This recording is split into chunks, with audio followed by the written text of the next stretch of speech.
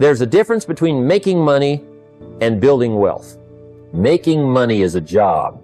Building wealth is a philosophy. Money is what you earn when you trade your time for a paycheck. Wealth is what you earn when your time is no longer the only thing you're trading. Making money pays the bills. Building wealth buys you freedom. You can make a lot of money and still be broke. Because if every dollar you earn is spent, you're back to zero at the start of every month. Wealth is different. Wealth is money that keeps working after you've stopped. It's investments, assets, ideas, businesses, skills, things that grow in value while you sleep. Here's the truth. You don't get wealthy by accident. You get wealthy by design. You take a portion of what you make and you put it to work. You learn to live below your means so your means can grow beyond your needs. So don't just ask, how can I make more money? Ask, how can I build wealth that outlives me? Because the goal isn't just to make a living, it's to create a life that keeps paying you back. I've met people who earned more in a month than most people make in a year, yet they were broke. Not because they didn't have the talent, not because they didn't work hard, but because they never took the time to build a philosophy about money. Your philosophy is the set of beliefs, principles, and rules you use to guide your decisions. It's how you think about earning, saving, spending, and investing. And let me tell you, wealth begins in the mind long before it shows up in your bank account. See, without a sound philosophy, even a high income can be a curse. Imagine pouring water into a bucket with a hole in it. The faster you pour, the faster it leaks. That's what happens to someone with no guiding philosophy about money. They get a raise, they upgrade the car. They get a bonus, they take another vacation. They mistake income for wealth. And here's the truth. Wealth isn't about what comes in. It's about what stays, what grows, and what multiplies. When I was young and broke, I thought the problem was my paycheck. If only I could make more, I told myself. But then I met a man whose income wasn't that much higher than mine, yet he was living free, debt-free, and with investments working for him. What was the difference? His philosophy. He had rules. He knew exactly where his money went, why it went there, and how it was working for him while he slept. He didn't rely on luck or hope. He relied on principles. Your philosophy about money answers questions before they show up. Should I buy that? Should I borrow for this? Should I invest here? Without a philosophy, those decisions get made on impulse, emotion, or the influence of someone else's agenda. With a philosophy, you know your yes and your no before the opportunity even arrives. And here's the good news. You can change your philosophy starting today. Start by studying how wealth works. Read books. Listen to mentors. Observe the habits of those who've built lasting success. Ask questions like, what do the wealthy do with $1 that the poor and middle class don't? Then adopt those habits into your own life. Your philosophy should protect you from financial mistakes and guide you toward financial growth. If your philosophy is vague, your results will be vague. If your philosophy is clear, disciplined, and rooted in sound principles, your results will reflect that clarity. Don't underestimate the power of this. A poor philosophy will drain a fortune. A good philosophy will build one from scratch. The fortune is not in the paycheck. It's in the philosophy you use to direct it. Change your philosophy, and you change the path of your life forever. I've met plenty of people who were rich, but very few who were truly wealthy. And you must understand, those two words are not the same. Being rich is about what you have today. It's the car in your driveway, the vacation you just took, the zeros in your account this month. It's a snapshot, a moment in time. But wealth is different.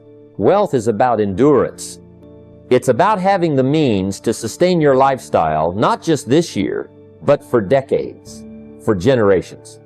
The rich can go broke. In fact, many do. They live in big houses they don't own. drive luxury cars, they lease and spend every dollar that comes in, sometimes more than that. They look impressive, but they're fragile.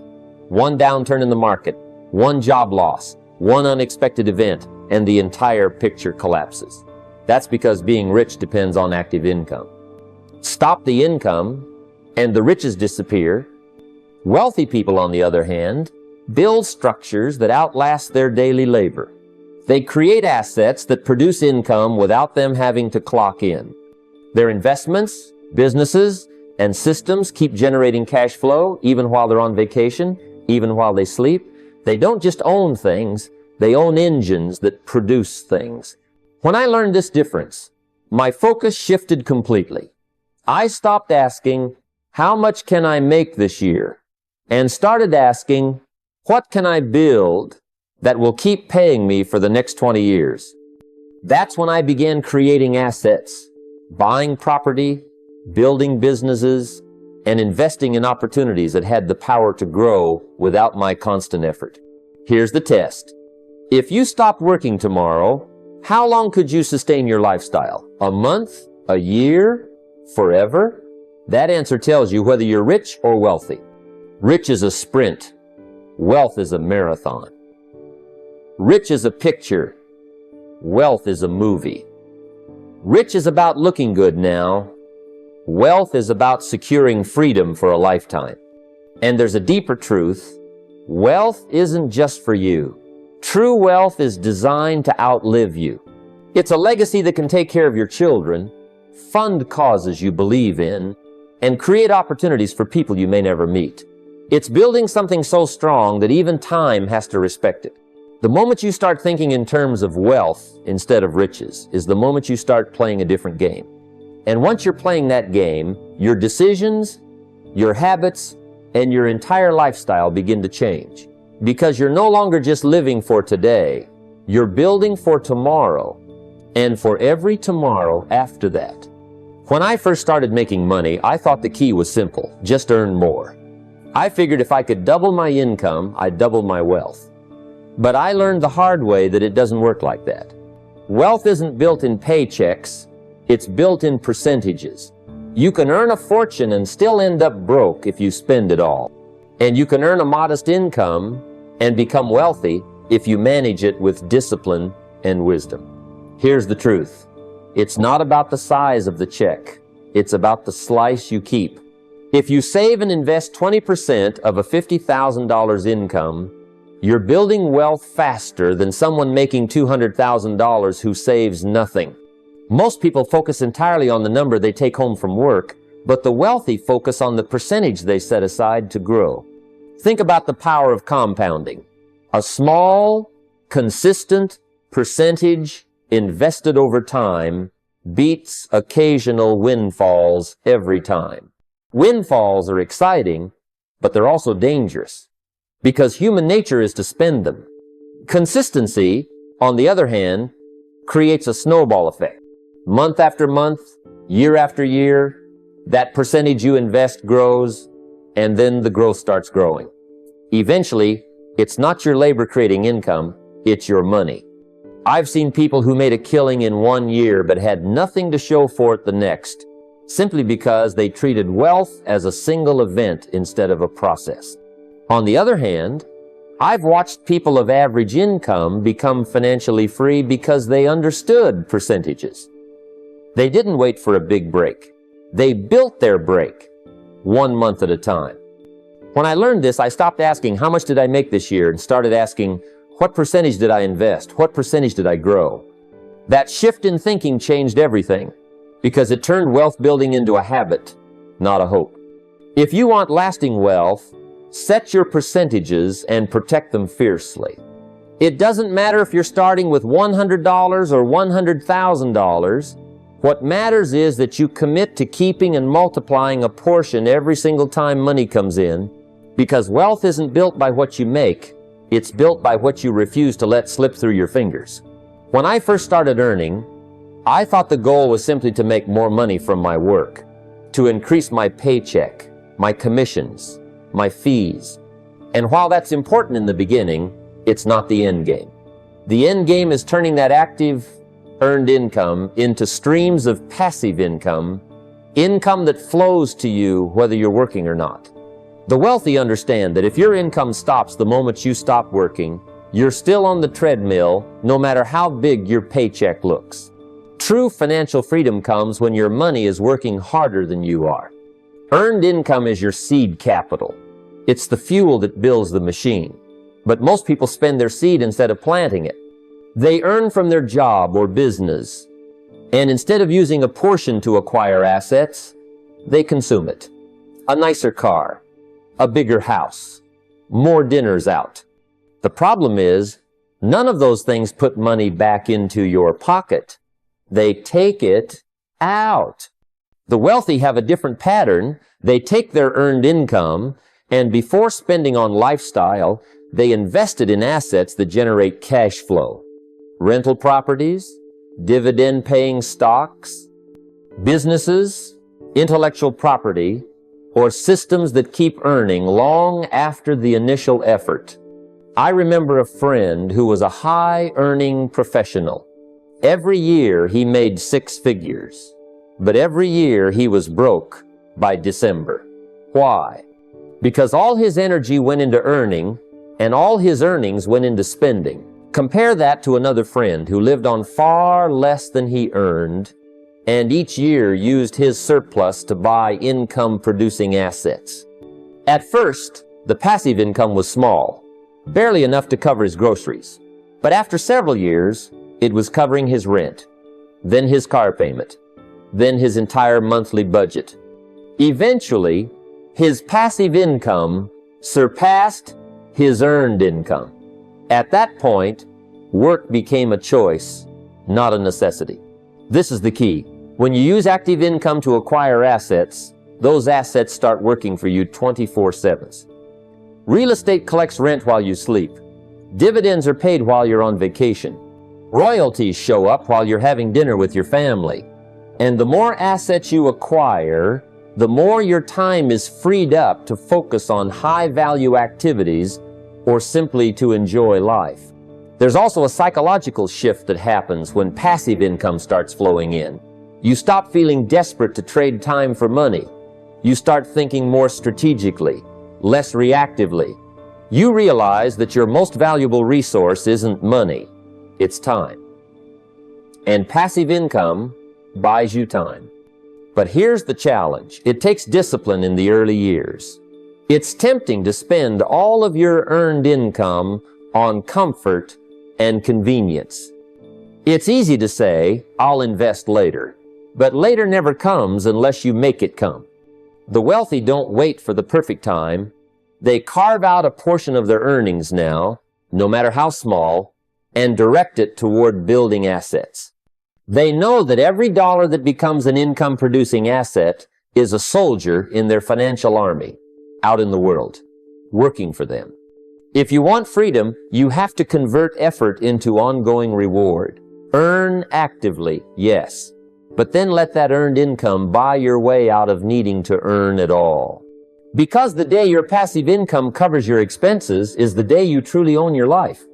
When most people receive their paycheck, the first thing they think about is how to spend it, pay the bills, buy the groceries, maybe get that new gadget they've been eyeing. Only after all of that is done do they look at what's left and think, I should probably save or invest some of this. But often, there's nothing left. It's not because they don't earn enough, it's because they follow a backward formula. The wealthy, on the other hand, flip the formula entirely. They earn, they invest first, and then they live on what's left, if anything. This single shift in sequence changes everything. See, investing first isn't about depriving yourself. It's about deciding who gets paid first, you or everyone else. When you spend first, you're paying everyone else first. The landlord, the grocery store, the utility company, the car dealer. By the time you get around to investing, you've paid the world and left yourself with scraps. But when you invest first, You're paying your future self before you pay anyone else. That money you set aside starts working for you immediately, planting seeds that will grow into financial freedom. I learned this lesson early on when my mentor told me, never get into the habit of investing what's left after spending, because what's left will always be nothing. At first, I resisted. I thought, how can I invest before I take care of my living expenses? But then I realized it wasn't about having enough money to invest. It was about creating the discipline to invest no matter what. If I waited until it was easy, I'd never do it. The wealthy understand that the moment money comes in, a portion must be directed toward assets, stocks, real estate, businesses, or anything that grows and produces income. They treat investing like a bill they owe themselves, non-negotiable. That way, lifestyle expands only after investments are made, not before. Most people's lifestyle expands the moment they earn more. The wealthy's lifestyle expands only after their investments produce more. This habit also compounds over time. At first, the amount you set aside may feel small. Maybe it's 10% of your income, maybe less. But as your income grows, that percentage grows in dollar value, and the investments you've already made begin producing returns. Suddenly, your investments themselves are generating enough cash flow to fund new investments without touching your paycheck. That's when your wealth curve starts accelerating, and you realize why investing first is so powerful. There's another reason this works. It forces creativity. When you invest first and live on what's left, you learn to manage your lifestyle within boundaries. You cut waste. You make smarter spending decisions. You stop buying things just because you can, and instead, you spend on what truly matters. You discover that you can live well without spending recklessly, and the surplus you've invested starts buying your freedom. I've seen people with modest incomes build significant wealth simply because they committed to this order: invest first, spend later. And I've seen high earners stay broke because they did the opposite. The difference wasn't the amount of money, it was the habit. If you want lasting success, don't wait until you have extra to invest. Create the extra by investing first. Pay your future self before you pay the world. That single decision, practiced over time, is what separates those who have to keep working from those who choose to keep working. Most people believe wealth is about numbers on a bank statement. But the truth is, wealth begins long before the first dollar is earned. It begins in the mind. The greatest barrier to financial freedom isn't taxes, the economy, or lack of opportunities. It's the way we think. Poverty thinking is subtle, yet devastating. It whispers, "Spend it now. There might not be another chance." It resists calculated risks, fearing loss more than valuing opportunity. It tells you to stay in a job you dislike because it's safe, while the path to independence seems uncertain. I've met countless individuals who had the potential to create wealth, but their mindset sabotaged them every step of the way. When I was young, I worked tirelessly. Yet for a long time, I saw no progress. I thought the key was just working harder. Then my mentor taught me that the real work is mental. He said, you can earn 10 times more money than you do, but if your mind is poor, your life will never change. That struck me. I realized that I needed to guard my mind against poverty, thinking the same way I guard my wallet. Every negative belief about money, every fear about investing, every doubt about my ability to succeed had to be recognized and replaced with principles of abundance. A wealthy mindset sees money differently. It understands that every dollar is a tool, not a toy. It plans ahead, invests strategically, and seeks opportunities that align with long-term growth. A person with this mindset doesn't hoard out of fear, but neither do they squander out of impulse. They take calculated risks because they know the reward is tied to preparation and knowledge. Guarding your mind also means guarding your associations and environment. I found that when I surrounded myself with people who complained about money, doubted their potential, or glorified instant gratification, my own thinking became clouded. But when I spent time with those who were learning, growing, and thinking strategically, my mindset expanded. It became natural to plan, invest, and think in terms of abundance rather than scarcity. The shift is profound. When your mind is aligned with wealth principles, your actions follow.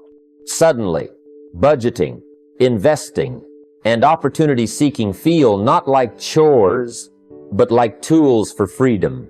You stop reacting to life and start designing it.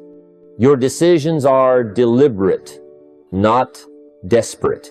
You understand that wealth is a reflection of your philosophy, not just your paycheck. So, the first investment you must make isn't in the market or in real estate. It's in your mind. Guard it vigilantly. Feed it with knowledge, discipline, and vision. Challenge the thoughts that limit you and replace them with the mindset of possibility. Remember, poverty is a mindset long before it's a bank balance. And wealth begins the moment you choose to think like the wealthy. Success is rarely accidental. The wealthy rarely stumble into prosperity. They follow a roadmap laid by those who came before. The truth is, achievement leaves clues. Every successful person, every self-made millionaire, every visionary who built lasting wealth has patterns, principles, and habits that can be studied, learned, and applied. Ignoring these clues is like trying to navigate a complex city without a map. You might wander, you might survive, but you'll never arrive efficiently.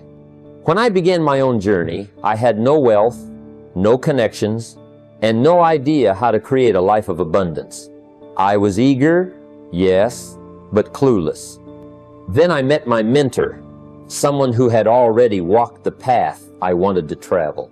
He didn't just give advice, he modeled behavior, demonstrated habits, and exposed me to principles that worked in the real world.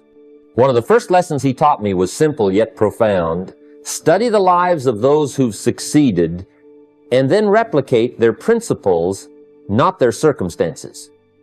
I realized that wealth is not about reinventing the wheel. The strategies that produce results are timeless.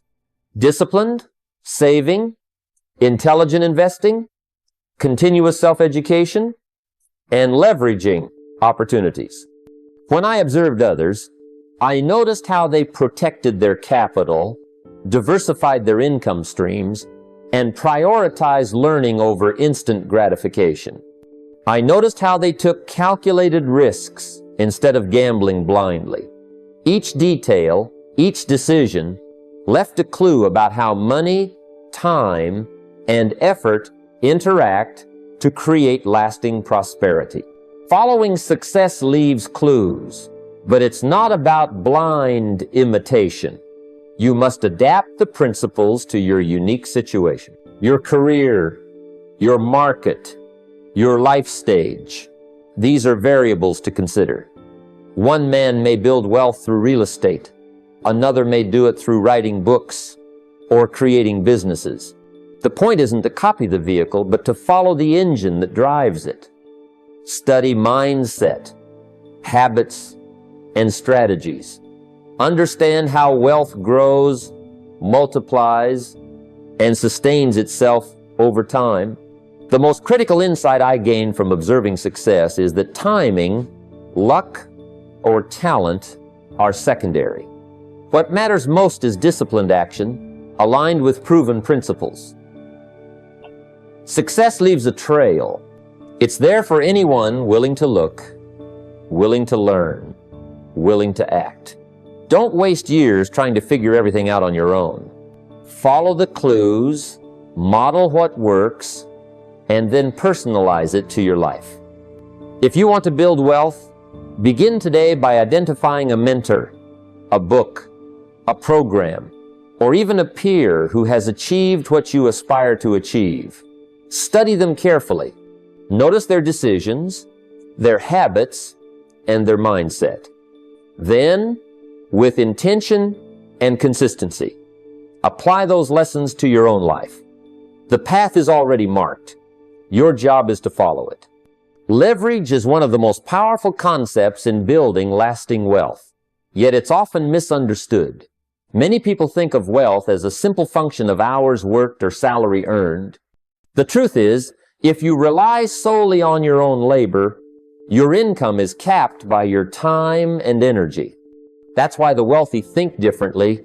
They understand that real prosperity comes from multiplying their efforts, their resources, and their influence through leverage. When I first started, I worked long hours in sales, thinking that more effort meant more income. And it did, for a while. But I quickly realized that no matter how hard I worked, my time had limits. I couldn't be everywhere at once, and my energy could only stretch so far. That's when I began to explore systems, investments, and partnerships that could make my work multiply itself. A single sale could lead to recurring revenue. A single idea could create ongoing opportunities. And a single investment could generate income for years with minimal supervision. Leverage can take many forms. Financial leverage allows your money to work for you through investments, real estate, and businesses that generate returns without daily input. Time leverage comes from building systems, delegating tasks, and surrounding yourself with capable people who extend your reach.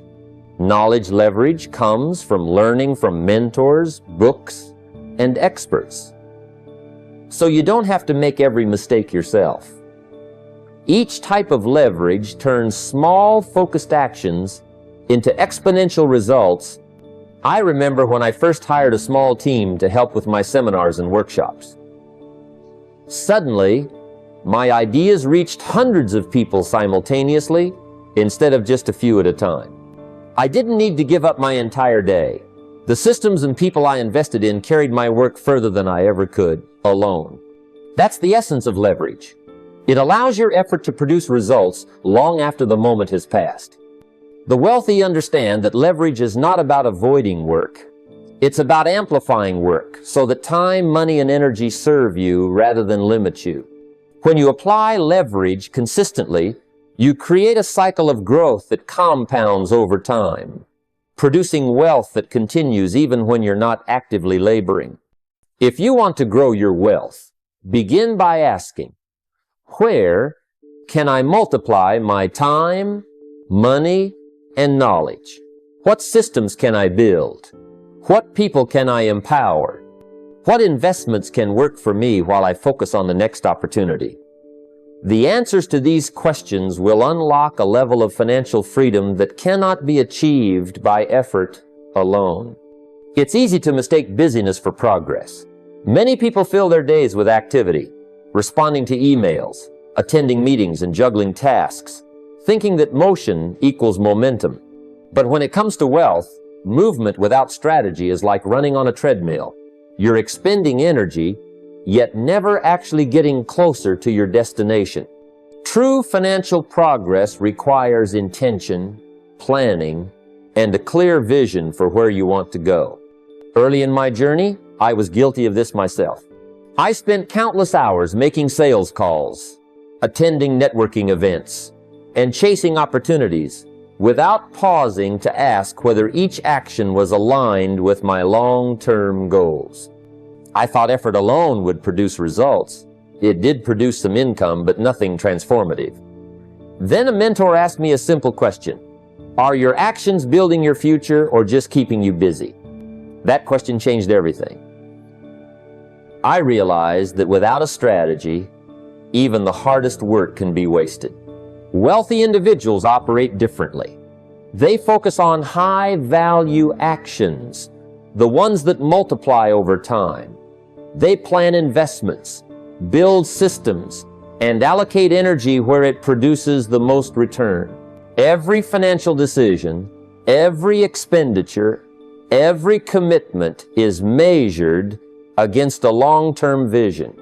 For example, instead of buying a flashy car, they may choose to invest that money into assets that generate ongoing income. Instead of reacting to every market trend, they follow a disciplined plan that compounds their resources over years. Movement without progress is exhausting and often discouraging. It can leave you financially busy but personally frustrated. Progress, on the other hand, is intentional. It's the combination of daily effort and strategic decisions that produces real wealth. Each dollar saved, each investment made, each skill acquired should move you closer to the lifestyle freedom and security you envision. So ask yourself today, are your actions building your wealth, or are they just keeping you busy? Focus your energy on deliberate, strategic moves. Measure each step against your long-term vision, and let every action be a building block toward lasting financial success. That distinction between mere activity and true progress is what separates those who struggle financially from those who achieve enduring wealth. When we talk about wealth, most people immediately think of numbers in a bank account, investments, or the possessions money can buy. But let me be clear. The ultimate goal of building wealth is never money itself. Money is merely a tool, a vehicle that allows you to achieve something far greater, freedom. Real wealth is measured not in the balance of your accounts, but in the control you have over your time, your choices, and your life.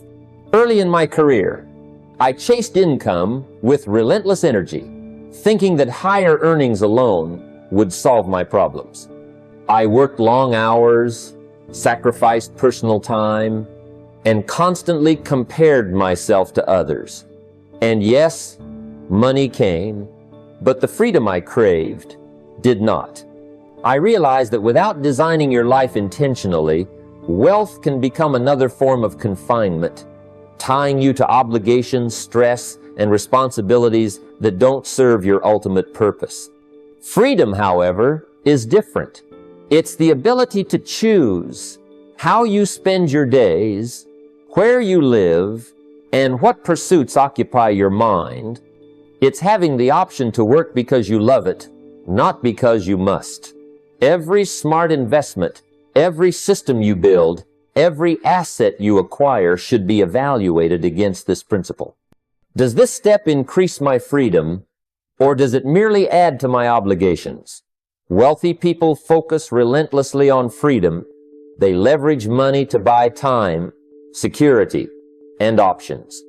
Think of money as a servant, not a master. The goal is not to be controlled by earnings or debts, but to have resources work for you while you focus on what matters most. Whether it's spending time with family, traveling, learning, or pursuing passions, freedom amplifies the value of every dollar you earn. So when you measure success, don't stop at dollars or lifestyle markers. Ask yourself, does this move bring me closer to control over my life, or does it chain me to routine and stress? Freedom is the prize, and money is the tool. Build wealth wisely, and that tool will serve you for a lifetime. When it comes to building real wealth, clarity is more than just a nice idea. It is the very engine that drives results.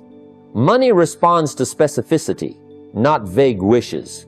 Too many people wander through life hoping for financial improvement, thinking that simply earning more or working harder will magically translate into wealth. But wealth is never accidental. It follows a plan, a target, a clear and measurable goal. Early in my own journey, I realized that my income, savings, and investments were scattered because my intentions were scattered. I had goals, yes, but they were fuzzy. I want to be better off, I would say, or I want to make more money. Those statements are well-meaning, but they are powerless. They lack direction. When I began to define exact targets, how much I wanted to earn each year, the amount I would invest in certain assets, and a timeline to achieve those milestones, I noticed a shift. Suddenly, every decision I made had a purpose. Every opportunity could be evaluated against whether it moved me closer to my goal or distracted me from it. Clarity also sharpens discipline. When you know the exact number you're aiming for, your spending becomes intentional, your investments become strategic, and your energy aligns with outcomes instead of distractions. I remember sitting down with a simple sheet of paper and writing my targets, the income I wanted, the assets I aimed to acquire, and the timeline I planned to follow. That act alone transformed my mindset. It turned abstract wishes into actionable steps, and those steps accumulated, compounded, and multiplied over time. Another powerful effect of clarity is confidence. Uncertainty breeds hesitation, fear, and procrastination. But when your goals are precise, you act decisively.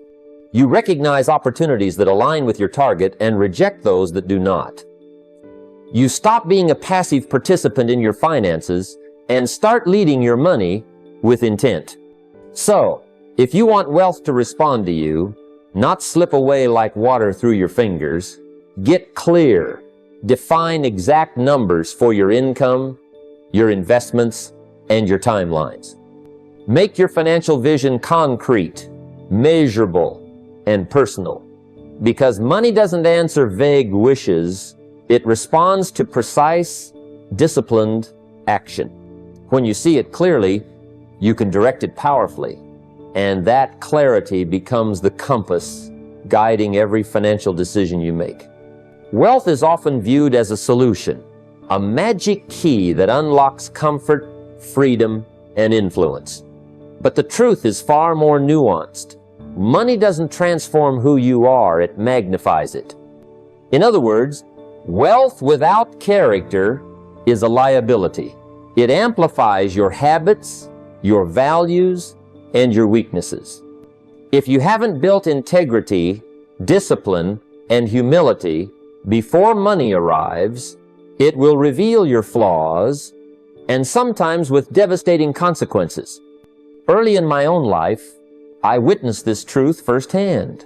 I knew people who suddenly acquired wealth, yet their relationships suffered, their reputations eroded, and their decisions became reckless. They hadn't developed the inner foundations to handle success, and the result was chaos. Money is neutral. It simply reflects the person who controls it. If generosity and responsibility guide you, wealth becomes a tool to multiply good in the world. If arrogance or impatience guides you, wealth magnifies mistakes and accelerates misfortune.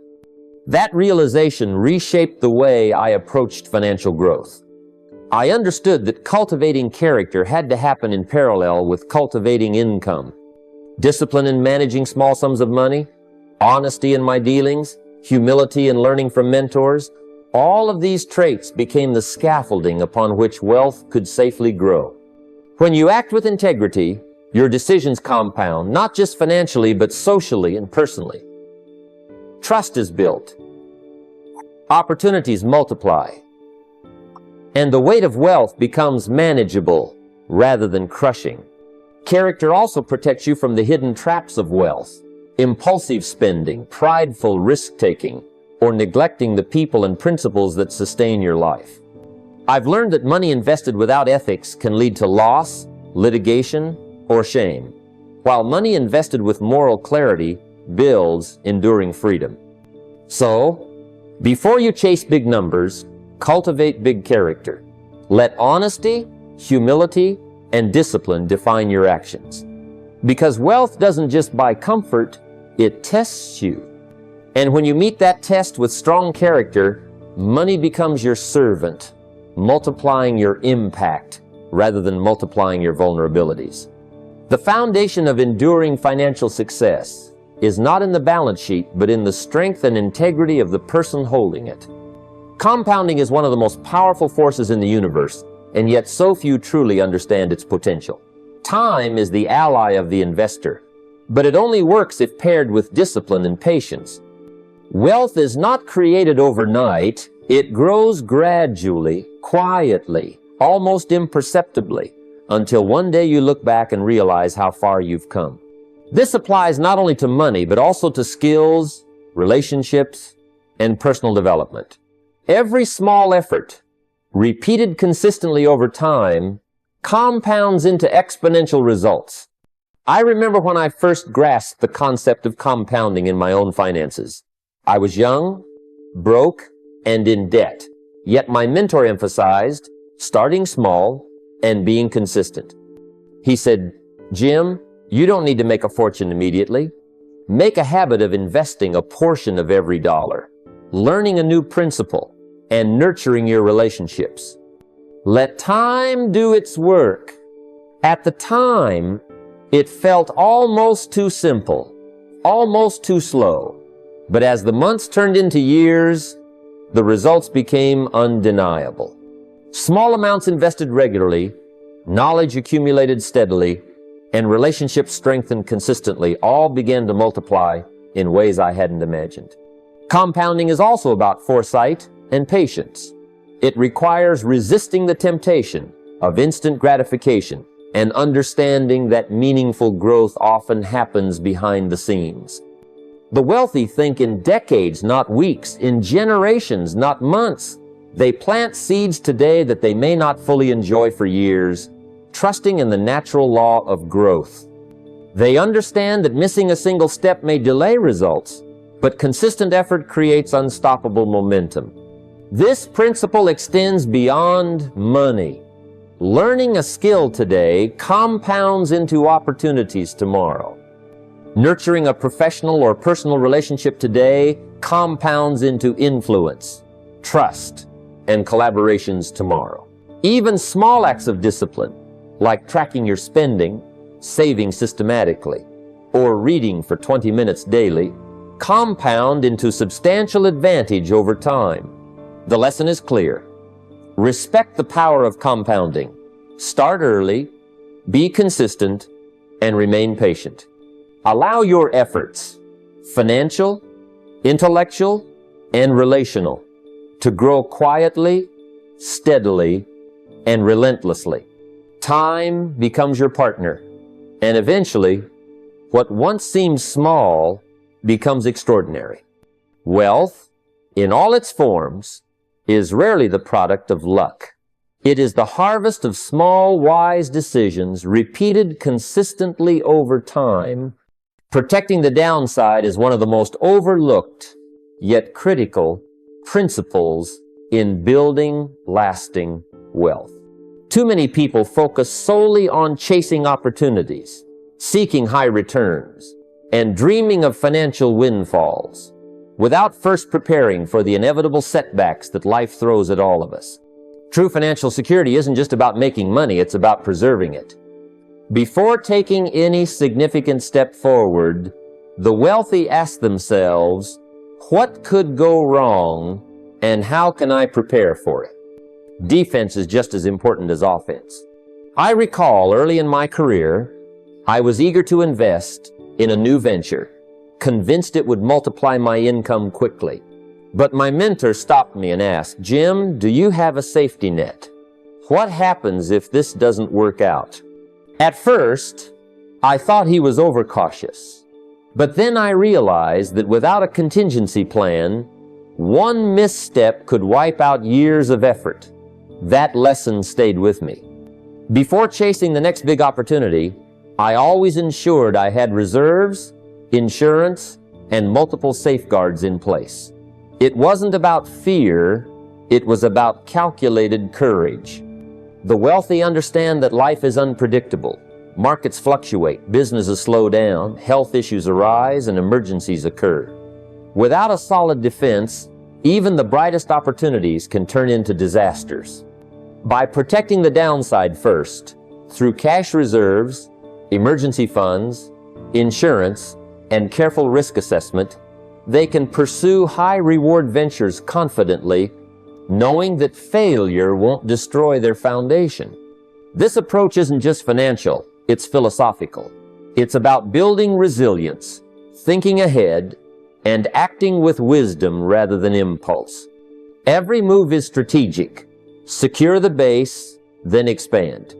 By mastering defense before offense, you transform risk from a threat into a manageable element of growth. Remember, wealth built recklessly is fragile, but wealth built with protection and foresight is enduring. Secure your foundation first, and then step boldly toward opportunity. That is how lasting success is achieved. As we draw this journey to a close, I want you to pause for a moment and reflect on what we've discussed today. Wealth is not a destination. It is a philosophy, a set of habits, and a series of decisions made consistently over time. It begins in the mind, in the way you think about money, opportunity, and responsibility. Every principle we've covered, from mastering your mindset to turning earned income into passive streams, from protecting the downside to leveraging compounding, exists to guide you not just to financial abundance, but to freedom, security, and choice.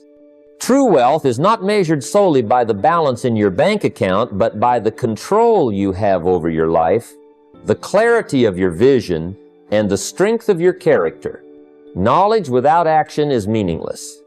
Reading, listening, and planning are just the start.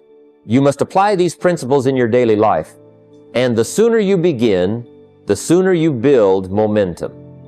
Start today, not tomorrow. Take one principle, perhaps the one that resonates most, and implement it immediately. Track your progress, measure your results, and refine your actions. Each small, consistent step compounds into the life you desire. Remember, wealth amplifies who you already are. If you cultivate discipline, integrity, and focus, your financial growth will follow naturally.